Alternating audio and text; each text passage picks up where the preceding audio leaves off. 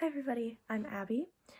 I was a counselor at LH this summer, and I'm going to be teaching you about the really cool relationship that things have in the Bible with each other, and hopefully that'll show you how cool God is and how he structured everything. So, the easiest way to see this is probably in Genesis 1, so we're probably going to start there. Now, the Bible, a lot of the time, is set up in a chiastic structure. Now, a chiastic structure is often seen in poetry, and the way it's set up is there's usually an origin, and there's some sort of repetition.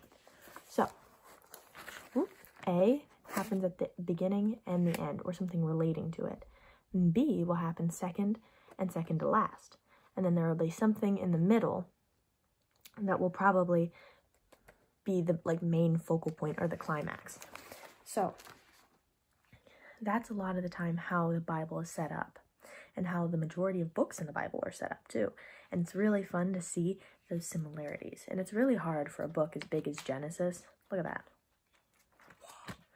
to see this chiastic structure really easily. So that's why I'm just going to be doing Genesis 1 and showing the chiastic structure in that. But for smaller books, it's really simple to see the beginning, end, and middle points. And sometimes it's not like words or actions, but it's ideas.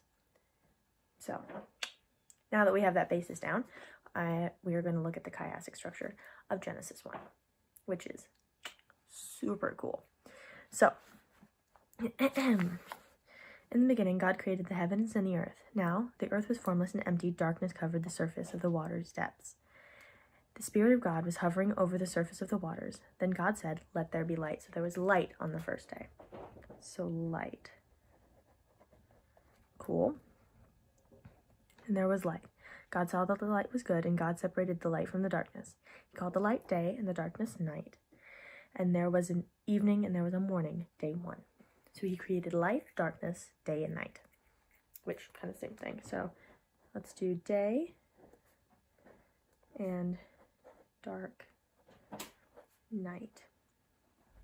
Dark night, like Batman. Moving on. Then God said, "Let there be an expanse between the waters, separating water from water." So God made the expanse separating the waters under the expanse of the water. And it was so God called the expanse sky. So on the second day, God created sky.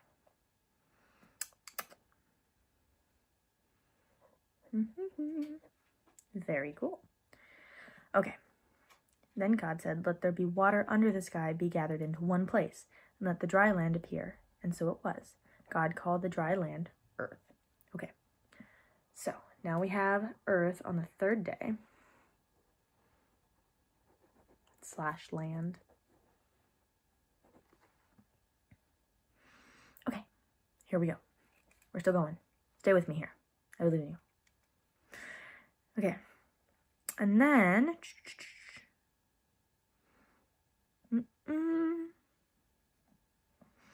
then let there be lights in the expanse of the sky to separate the day from the night. They will serve as signs for seasons and for days and years.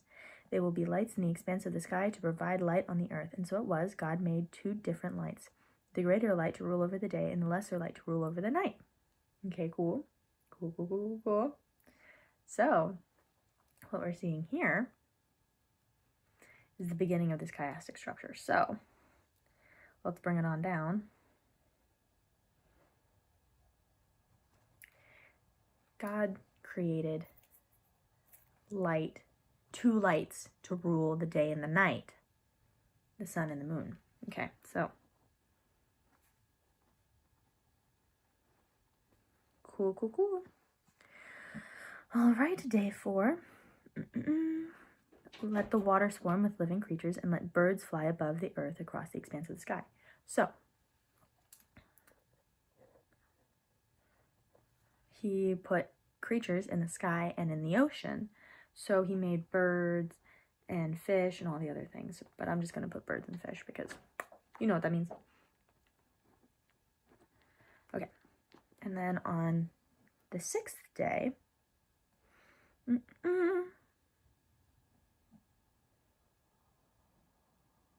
Then God said, let us make man in our image.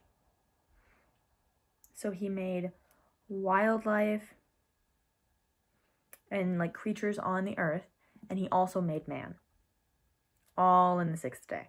So, ready? Land, animals, and man. Cool. And then, as everybody knows, on the seventh day, God rested. So,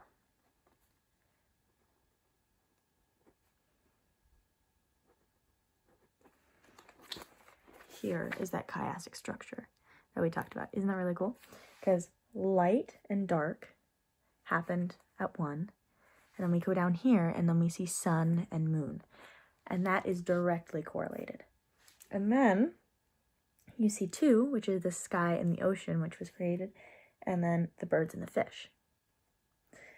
And then 3 was earth and land, and so 6 was land animals and humans who live on the land.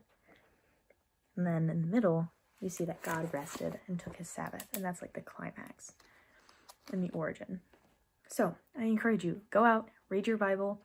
I strongly suggest you find chiastic structures in the other books of the Bible or other little stories. It's also really easy to see the chiastic structure in the story of Noah and the flood. It's really, really cool. So strongly recommend, go forth, because you can really see how much work God put into making everything and how much understanding of the entire world and how it works together that God put into this. Okay, so I love you dearly. See you later, guys. Bye.